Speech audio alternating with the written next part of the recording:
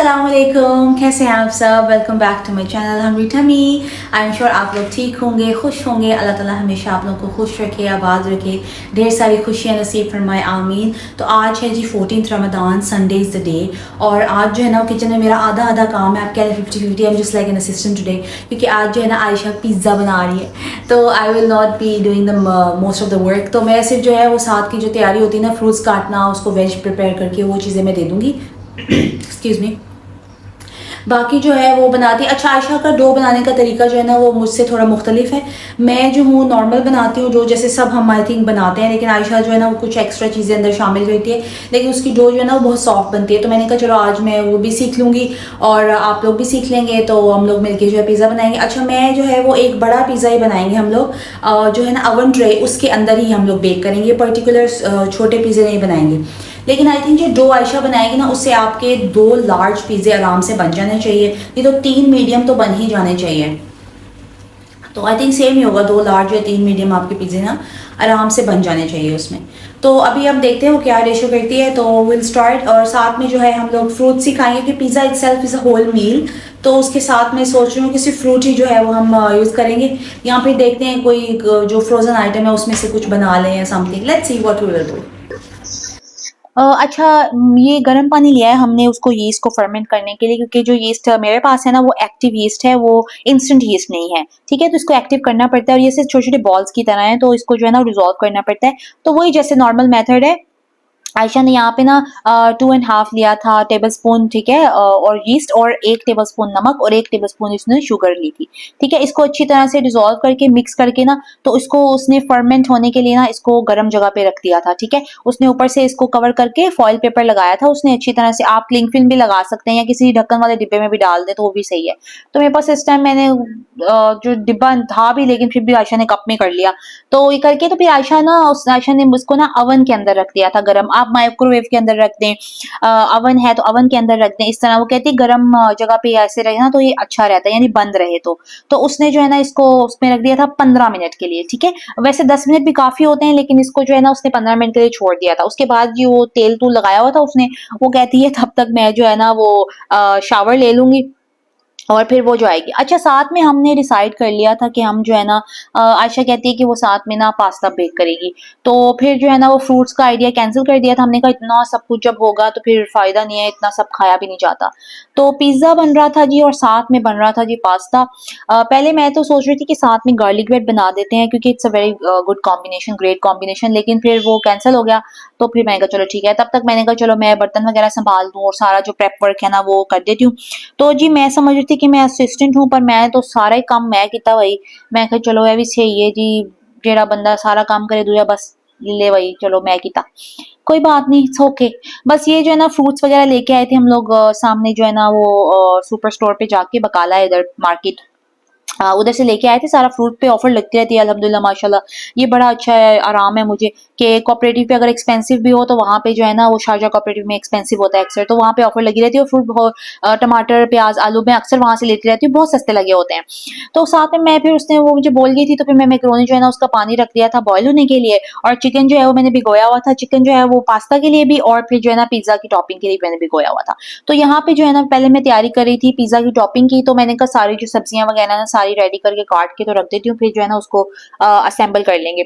तो बस ये जो है ना वही शिमला मिर्च प्याज टमाटर, जो हमारी मेन जो टॉपिंग होती है। टमाटर पहले अच्छा कहते स्किप कर दो, पर मुझे अच्छा लगता है टमाटर।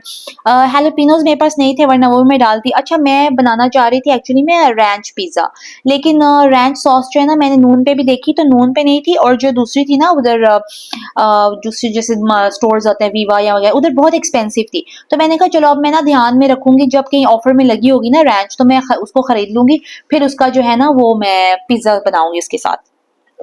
अभी वैसे भी रमजान के बाद तो कोई ये पिज़्ज़े वुज़े सब कट कुट हो जाएगा जी। उसके बाद तो बस ये है वो फुल ऑन डाइट प्लान है, और इंशाल्लाह ताला वो जो है कंसिस्टेंसी के साथ जो है ना वो करना है इंशाल्लाह ताला, क्योंकि बहुत ज़्यादा जो है ना वो ये नुकसान उठा लिया हमने इतना वज़न पुट ऑन करके। अच्छा, ये देखें जी 15 मिनट के बाद ये फर्मेंट हो गई थी। फिर आयशा ने जो है ना वो ले लिया था मैदा। अच्छा, ये जो है ना बड़ी ट्रे है ना, इसलिए उसने 4 कप मैदा लिया था। ठीक है, उसके अलावा आयशा शामिल करती है 2 टेबल स्पून दही के, ठीक है, और 2 ही टेबल स्पून ऑयल के। ठीक है, वो डाल के, और फिर एक जो है ना एक अदद बड़ा सा अंडा लिया हुआ था उसने। ठीक है, वो उसने शामिल किया था। और फिर उसको जो है ना पहले थोड़ा सा मिक्स करके उसके बाद जो है ना आहिस्ता आहिस्ता करके आपने जो है ना वो यीस्ट वाला डाल देना है पानी सारा। उसके बाद थोड़ा सा आपको पानी और लगे तो आपने और थोड़ा सा कप में डाल दें, लेकिन वार्म पानी लेना है, ठीक है। और इसको अच्छी तरह से गूंद के आपने ऊपर से क्लिंग फिल्म के साथ कवर करके या डिब्बे में डाल के ढक्कन वाले में डाल के इसको भी जो है ना आयशा ने गर्म कहा था अंदर गर्म जगह पे रख दो। तो इसको जो है ना 1 घंटे के लिए आयशा ने जो है ना वो कहा था छोड़ देना है। तो मैंने चलो कहा उससे 1 घंटे के लिए रख दिया था। उसके बाद फिर जो है ना वो मैंने कहा चलो उसकी टॉपिंग जो है ना मैं रेडी कर देती हूँ। और चिकन वही काट के तो आपने कर लेना है। स्पाइसेस जो है इसके अंदर मैंने शामिल किया था पेपरिका, कायन, कुटी लाल मिर्च, काली मिर्च, गार्लिक पाउडर। ये जो है ना ये 5 चीजें मैंने ऐड की थी। इसके अंदर 5 से 6 चीजें आई थी। तो ये जो अच्छी तरह से ये पानी ड्राई हो जाए ना चिकन का पहले, तो फिर आपने मसाले ऐड करने हैं। उसके बाद इसमें ना ऑरिगेनो और अनियन पाउडर भी शामिल किया था मैंने, ठीक है। और थोड़ी सी मैंने ना कुकिंग क्रीम शामिल की थी, आप अवॉइड भी कर सकते हैं, लेकिन उससे जरा ना वो ऐसे मलाई बोटी वाला टेक्सचर आ जाता है। बस इसको फिर आपने ड्राई कर लेना, ये रेडी हो गया था। ये वही इंस्टेंट पिज्जा सॉस मैंने बना ली थी उसके लिए, जो मैंने आपको पहले सिखाई थी वो ब्रेड पिज्जा के टाइम पे, सेम वही है। बहुत अच्छा टेस्ट है, आप लोग जरूर ट्राई कीजिएगा। बाजार से आप जो लेके आते हैं उससे बहुत अच्छी है।